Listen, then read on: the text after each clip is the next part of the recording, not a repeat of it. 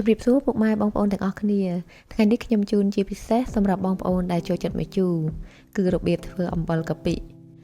ខ្ញុំជ្រើសយកអំបិលកាពិមកចែករំលែកជូនបងប្អូនដោយសារពេលនេះគឺជាដើមរដូវស្វាយនៅម្កាក់ហើយម្ជូរផ្សេងៗទៀតក៏ចាប់ផ្ដើមការបន្តគ្នាដែរអញ្ចឹងយើងរៀបចំធ្វើអំបិលកាពិទុកជាមុនចាំដល់ពេលមានក្តឹបស្វាយឬម្កាក់គឺយើងមានអំបិលរួចជាស្រេចអំបិលកាពិនេះមានរសជាតិត្រូវជាមួយនឹងម្ជូរគ្រប់មុខតែម្ដងអញ្ចឹងដើម្បីកុំឲ្យខាតពេលយូរយើងតាមដានពីរបៀបធ្វើអំបិលកាពិទាំងអស់គ្នាជាដំបូងយើងយកកាពិចំនួន1ស្លាបព្រាបាយមកខ្ចប់នៅក្នុងក្រដាសអាំងសាច់យើងខ្ចប់ឲ្យជិតរួចហើយយកទៅអាំងនៅក្នុងម៉ាស៊ីនអាំងដែលខ្ញុំប្រើកម្ដៅ170អង្សាហើយនៅក្នុងរយៈពេល25នាទីឬបងប្អូនអាចយកទៅអាំងនៅលើចង្ក្រានហ្គាសឬមួយក៏ចង្ក្រានធ្យូងក៏បានដែលធ្វើយ៉ាងណាឲ្យកាពិយើងឡើងក្ដៅនិងឡើងឈ្ងុយល្អអំឡុងពេលរង់ចាំយើងចាប់ផ្ដើមទៅលីងខ្ទឹមនិងម្ទេសដោយយើងដាំខ្ទះមួយឲ្យឡើងក្ដៅអ៊ុនរួចហើយដាក់ខ្ទឹមសខ្ទឹមក្រហមនិងម្ទេសក្រៀមចូលទៅលីងជាមួយគ្នាសម្រាប់ខ្ទឹមសនិងខ្ទឹមក្រហមនេះគឺមានទម្ងន់ស្មើគ្នាគឺ50ក្រាមម្ទេសបងប្អូនអាចប្រើតិចឬមួយក៏ច្រើនទៅតាមចំណូលចិត្តបើសិនជាបងប្អូនមិនមានម្ទេសក្រៀមមូលដូចនេះបងប្អូនអាចប្រើម្ទេសហុយឬក៏ម្ទេសកិនក៏បាននិងសម្រាប់ម្ទេសហុយឬម្ទេសកិនបងប្អូនមិនចាំបាច់យកមកលីងជាមុននោះទេនៅពេលលីងយើងប្រើភ្លើងតិចៗដើម្បីឲ្យខ្ទឹមនិងម្ទេសបញ្ចេញក្លិនឈ្ងុយបានអស់បន្ទាប់ពីលីងខ្ទឹមនិងម្ទេសបានឈ្ងុយនិងឡើងត្រពាប់បន្តិចហើយយើងទុកឲ្យខ្ទឹមនិងម្ទេសនោះបានចុះត្រជាក់បន្តិចសិនមុននឹងយកទៅកិននៅក្នុងម៉ាស៊ីនកិនសម្រាប់បងប្អូនដែលមិនមានម៉ាស៊ីនកិនអាចប្រើត្បាល់បុកជំនួសវិញ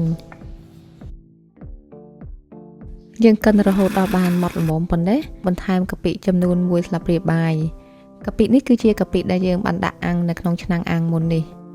រីឯប្រភេទកាពិបងប្អូនអាចប្រើប្រភេទកាពិណាក៏បានដែលបងប្អូនចូលចិត្តជាបន្តយើងបន្ថែមគ្រឿងផ្សំរសជាតិដែលមានដូចជាម្សៅស៊ុបចំនួនកន្លះស្លាបព្រាបាយ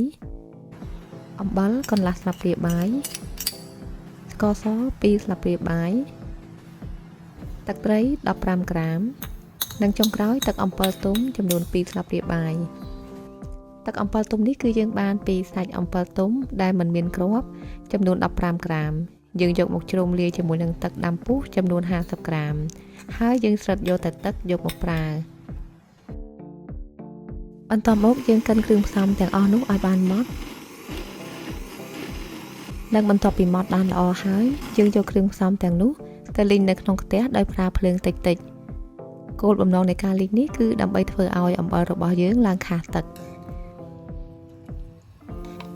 រយៈពេលនៃការលីងនៅក្នុងផ្ទះបើសិនជាបងប្អូនចូលចិត្តអំបិលស្ងួតចេះតែម្ដងគឺបងប្អូនអាចបន្តលីងរហូតដល់ស្ងួតតាមដែលចង់បានចំណុចសំខាន់គឺត្រូវរក្សាភ្លើងឲ្យនៅតិចហឹមតាំងពីពេលចាប់ដើមលីងរហូតដល់ពេលបញ្ចប់អំបិលដែលយើងបានលីងរួចត្រូវទុកឲ្យត្រជាក់ជាមុនសិនសឹមច្រកចូលទៅក្នុងកែវទុកទទួលទាននៅពេលក្រោយយកល្អអំបិលនេះគឺយើងអាចដាក់នៅក្នុងទូទឹកកកដើម្បីការពារកុំឲ្យចេញជាតិទឹកហើយបរិមាណគ្រឿងផ្សំដែលយើងប្រើនៅក្នុងថ្ងៃនេះធ្វើបានអំបិលសម្រាប់ចំនួន2ស្លាបព្រាបាយអំបិលនេះបងប្អូនអាចយកមកពិសាជាមួយនឹងម្ជូរអ្វីក៏ត្រូវដែរឬបងប្អូនខ្លះយកមកប្រើធ្វើជាគ្រឿងផ្សំសម្រាប់មុខម្ហូបខ្មែរយើងក្រៅពីអំបិលកាពិតើមានអំបិលអ្វីខ្លះដែលត្រូវជាមួយនឹងគ្រាប់ម្ជូរបងប្អូនអាចជួយខមមិននៅក្នុងប្រអប់ខាងក្រោមផងនិងជាចុងក្រោយខ្ញុំសូមអរគុណដល់ពុកម៉ែបងប្អូនដែលបានចូលរួមចម្អិនជាមួយខ្ញុំនៅក្នុងថ្ងៃនេះហើយយើងនឹងជួបគ្នាម្ដងទៀតនៅមុខម្ហូបបន្ទាប់សូមអរគុណនិងសូមជម្រាបលា